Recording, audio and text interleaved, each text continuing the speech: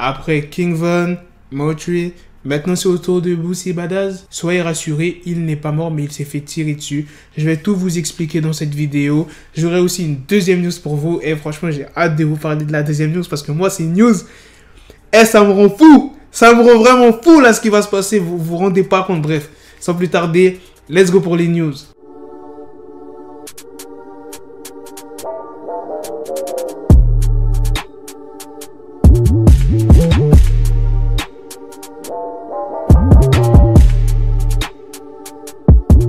Le samedi 14 novembre, il y avait pas mal de rumeurs qui disaient que Boosie Badazz s'était fait tirer dessus à la jambe. Et d'où provenaient ces rumeurs? C'était le média local ABC News qui a raconté la news.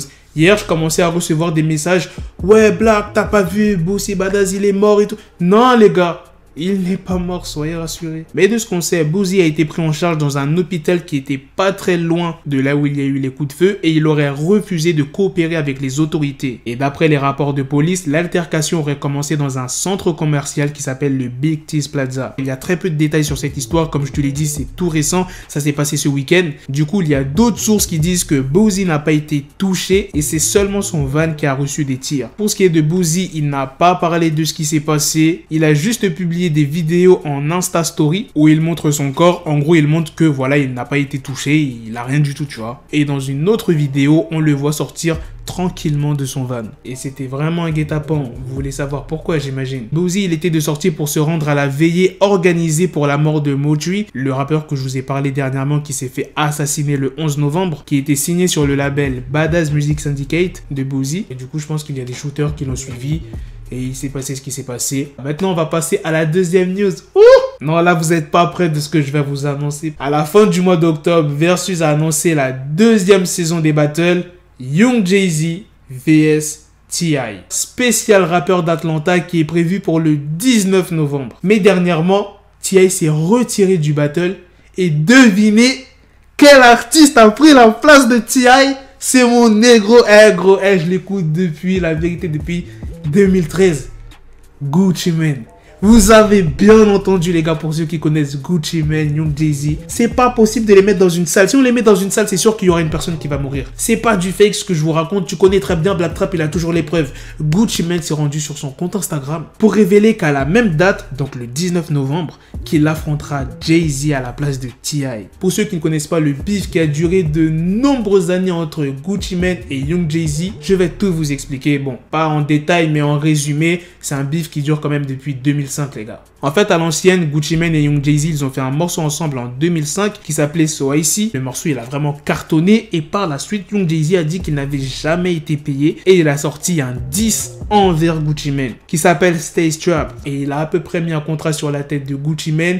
Il disait qu'il allait donner 10 000 $ pour celui qui lui rapportait la chaîne de Gucci. Toujours en 2005, Gucci Mane, il était chez une stripteaseuse. 4 mecs ont déboulé et ont tenté de voler Gucci. Gucci Mane, il a tiré et tué l'un des hommes qui était un proche de Young Jay-Z. Il se faisait appeler Pookie Lock et il y a eu pas mal de rumeurs autour de cette histoire. Donc ça, ce que je vais vous dire là, je ne pourrais pas vous dire si c'est vraiment vrai, mais à ce qu'il paraît, Gucci Mane, après qu'il ait tué le mec, genre les mecs qui sont partis et Gucci Mane, il aurait enterré le mec soit dans un jardin ou une forêt et juste après ça, il serait parti dans un club de striptease. Ah oui, et au moment où il y a eu les 4 hommes qui ont déboulé, Gucci Mane, il était tout nu. Tu vois, ça veut dire qu'il a tiré, il était à poil. Après tous ces événements, donc là c'est toujours en 2005, hein, ils se sont clashés sur les réseaux, dans les morceaux. Mais en 2012, Gucci Mane, il a sorti un diss track, putain de merde. Et ce diss track, je l'oublierai jamais. C'est à partir de ce moment-là où j'ai vraiment écouté Gucci, tu vois. Il a sorti le morceau de Truth. Pour moi, il l'a terminé, gros. Moi, bizarrement, après ce moment-là, j'entendais plus parler de Young Jay-Z.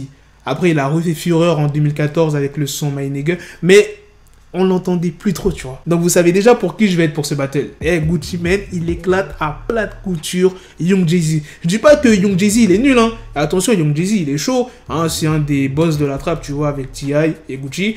Mais Gucci, frère, pour moi, il est chaud, frère. Moi, dans les commentaires, peut-être que vous allez pas être d'accord avec moi. Chacun ses goûts, comme on dit. Maintenant, on va parler d'un sombre fils de pute qui a fait un live depuis la prison. Et là, vous dites, mais Black, de qui tu parles? Je parle du meurtrier de Pop Smoke. Il a fait un live tranquille depuis la prison. En tout cas, j'espère qu'il va prendre une sale peine J'attends que ça. J'espère qu'il va se prendre un 20 ans. La vérité, un bon petit 20, 30, 40 piges là. Comme ça, il va bien réfléchir à la connerie qu'il a fait en tuant Pop Smoke, un artiste qui était putain. Et gros, jusqu'à maintenant, j'écoute son album. Voilà les gars, c'est la fin de la news. C'est aussi la fin de cette vidéo. Dites-moi dans les commentaires qu'est-ce que vous en avez pensé de la news principale sur Boosie Badazz et de la deuxième news sur le versus qu'il y aura entre Gucci Mane et Young Jeezy. Pourquoi je ne l'ai pas appris le 18 novembre? Comme ça, un jour avant. Parce que là, attendre le 19, frérot, c'est trop long. Eh, moi, je vais assister. Le dernier versus que j'avais regardé, c'était celui de... C'était Snoop Dogg contre DMX. Oh là là, putain, le nombre de classiques qu'il y a eu pour de ce live. Eh, c'était extrême, les gars, si vous avez raté ce versus. Allez voir la rediff, bordel. Il y avait du Gin and Juice, du Nothing But the Tank. Eh, gros, que des classiques. Même le morceau avec Dr. Dre en 2001 sur l'album The Chronic. Oh là là. Bref. Et je m'emporte parce que là, moi quand ça parle de classiques, gros, je deviens fou, tu vois, surtout des classiques que j'aime. Bref, sur ce, on se donne rendez-vous très prochainement les gars pour d'autres vidéos news. Prenez soin de vous la famille. Peace. Got the bezel, had to switch my schedule on my dick, she Lego, never Lego. Him, I stuck up on me, so I call it Velcro. Till I need my dinero pendejo. Him, my metro, if it's about to peso, like it's go Diego, make it right on schedule. Got a pistol on me with the dick, extendo bitches in the back, just like a fucking echo. Hey, that bitch told me you got pencil dick.